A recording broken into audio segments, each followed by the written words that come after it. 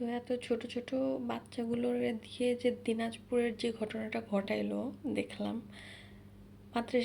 প্রত্যেকটা মাদ্রাসা থেকে ছোট ছোট বাচ্চাদেরকে নিয়ে এরকম কাজগুলো করালো, ভাঙচুর করালো একটা পিকনিক স্পট। সম্ভবত পিকনিক স্পটটা হচ্ছে গত বছর সম্ভবত আমার কাকারা মাদ্রাসা থেকে আসছিল, ওনারাও চাকরি করেন, তো সেখান থেকে আসছিল। তো এখানে স্কুল কলেজ মাদ্রাসা সবাই আসে এই পিকনিক স্পটটায়।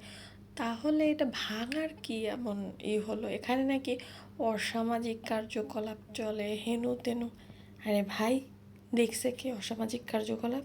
তোরা যে তৌহিদি জনতা হয়ে যে ভাঙচুর করতে গেলে, তোদের যে মামুন যে এই কোন ছিল সোনারগাঁও, তোরা কি কখনো মামুনরে প্রশ্ন করেছিস? সেটা করিসনি। তাহলে তোরা কেন এই যে জায়গায় জায়গায় ভাঙচুর লুটপাট এগুলো করতেছিস?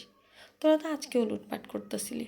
তোদের বারবার বলা হচ্ছে যে কেউ একটা জিনিস নেবেন না, কেউ একটা জিনিস নেবেন না, কিন্তু তোরা কি ওই কথা শোনার মানুষ? তোরা তো ওই কথা শোনার মানুষ না। তোরা তো লুটপাট করবি, এটা তোদের রক্তে মিশে গেছে। হালা চোরের দল, চোরের চোর, নিজেরা চোর, আর বলে যে শেখ হাসিনা সব লুটে পুটে বিদেশে পাঠায় দিছে। কুত্তারা বাচ্চাগুলা। আর এই কুত্তার বাচ্চাগুলো আজকে যে অবস্থা দেখছি, বহির্বিশ্বে এই কুত্তার বাচ্চাগুলিকে পুরো বাংলাদেশটারই টেরোরিজমের দেশ না ঘোষিত করে দেয়।